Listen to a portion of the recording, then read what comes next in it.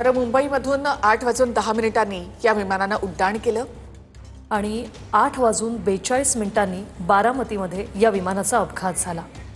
ज्या ठिकाणी विमान लँड होणार होतं त्याच्या 100 मीटरवरच हे विमान जे आहे ते क्रॅश झालेलं आहे।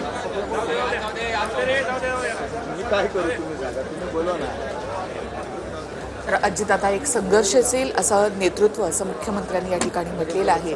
तर संपूर्ण महाराष्ट्रासाठी खरं तर हा एक मोठा धक्का, जसा धक्का जसं म्हटलं की बीडमध्ये गोपीनाथ मुंडे ज्यावेळेला गेले, अपघाती निधन त्यांचं झालं, त्यावेळेला जेवढा मोठा धक्का बीडकरांना बसला तेवढाच मोठा धक्का आज बारामतीकरांना, संपूर्ण महाराष्ट्राला बसलेला आहे। दादा म्हणजे एक हरहुन्नरी असं एक व्यक्तिमत्व, एक नेतृत्व। पुन्हा एकदा त्यांनी जोमानं जिल्हा परिषद पंचायत समितीसाठी त्यांची धावपळ सुरू झाली होती। नेत्यांचे दौरे आतापर्यंत आपण पाहिले, वेगवेगळ्या निवडणुकांच्या प्रचारांसाठी म्हणून धावत एअरपोर्टवरून बाहेर पडणारे दादा देखील आपण पाहिले होते आणि त्यांच्याबरोबर पळापळ करणारी मीडिया देखील आपण पाहिलेली होती।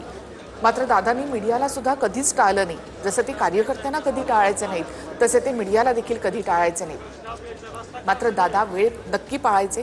सकाळी 6 म्हणजे 6 ही त्यांची वेळ होती। खरं तर एखादी मुलाखत घ्यायची झाली तर दादांच्या मुलाखतीसाठी अर्धा तास आधी आपल्याला जाऊन राहावं लागायचं, कारण 15 मिनिटं आधी सुद्धा दादा येऊन बसायचे आणि चला आता मुलाखत सुरू करा असं म्हणायचे।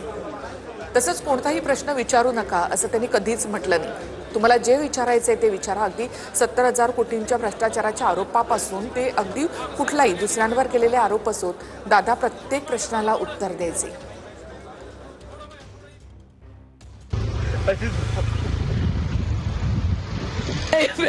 आम्हाला खूप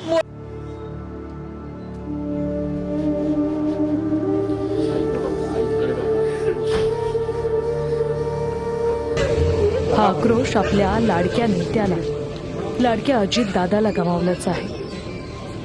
महाराष्ट्राचे उपमुख्यमंत्री अजित पवारांचं विमान अपघातात मृत्यू झाला। जिल्हा परिषदेच्या प्रचारासाठी मुंबईहून अजित पवार बारामतीला येत होते, पण बारामतीत लँडिंगच्या दरम्यान अजित पवारांच्या विमानाचा अपघात झाला। मुंबईहून 8:10 विमानानं उड्डाण केलं आणि 8:42 बारामती विमानतळापासून काही अंतरावर या विमानाचा अपघात झाला। हा अपघात एवढा भीषण होता की प्रत्यक्षदर्शींच्या मते आगीचा गोळा आकाशात उसळला। विमानात असा वरती आवाज येत होता, वरून असं बिघाड झाल्यासारखं वाटत होतं विमानामध्ये।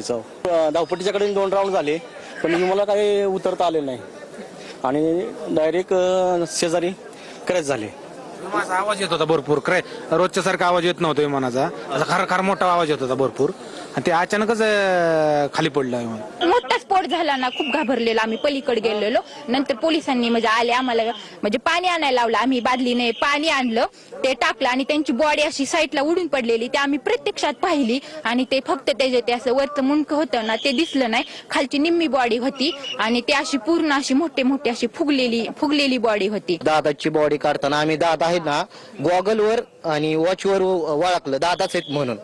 मग ती पहिली दादांची बॉडी काढली आम्ही, पहिली दादांची बॉडी काढली। किती वाजता घडलं? 8:45 बरोबर झालं। 8:45 विमानाचा अपघात झाला त्यावेळी विमानात 5 जण होते। अपघातात मृत्यू झालेल्यांमध्ये अजित पवार, त्यांचे सुरक्षा रक्षक विदीप जाधव आणि पिंकी माळी हे तिघे प्रवासी होते, तर दोघे crew member captain Sumit Kapoor आणि कॅप्टन संभावी पाठक यांचा समावेश आहे। महाराष्ट्राकरता आजचा दिवस हा अतिशय कठीण दिवस आहे, कारण अशा प्रकारचं नेतृत्व तयार व्हायला अनेक वर्ष लागतात आणि ज्यावेळी महाराष्ट्राच्या विकासामध्ये अतिशय महत्त्वपूर्ण योगदान ते देत होते, अशा काळामध्ये त्यांचं निघून जाणं हे अविश्वसनीय आहे, मनाला चटका लावणार आहे। खरं म्हणजे असं कोणाच्या स्वप्नातही वाटलं नसेल की अजितदादा एवढ्या लवकर आपल्यातून जातील। ही महाराष्ट्रासाठी अतिशय दुःखद आणि दुर्दैवी घटना अजितदादांच्या जाण्याने झालेली आहे। बारामती जिल्हा परिषदेच्या प्रचारासाठी अजित पवारांच्या 4 सभा होत्या, पण विमान बारामती विमानतळावर लँडिंगच्या आधीच क्रॅश झालं. अजित पवारांचं पार्थिव बारामतीच्या हॉस्पिटलमध्ये आणलं. तिथे अजित पवारांच्या कार्यकर्त्यांचा आक्रोश पाहायला मिळाला.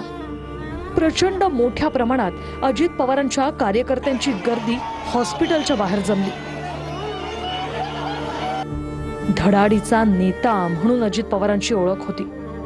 अख्खा महाराष्ट्र दादांच्या जाण्याने हळहळलाय.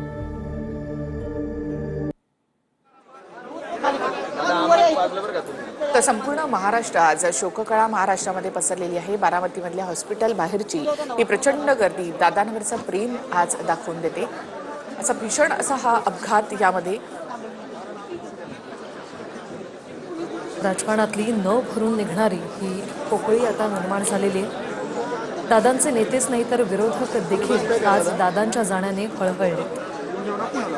सर्वांना जोडून ठेवणारा नेता, कार्यकर्त्यांचा नेता अशी अजितदादांची ओळख.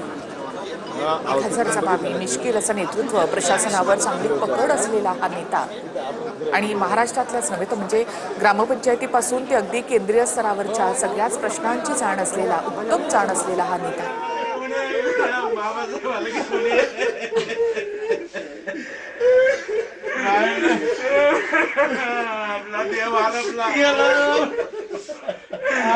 आपला नेता गेला, पाटील पोरगा गेला.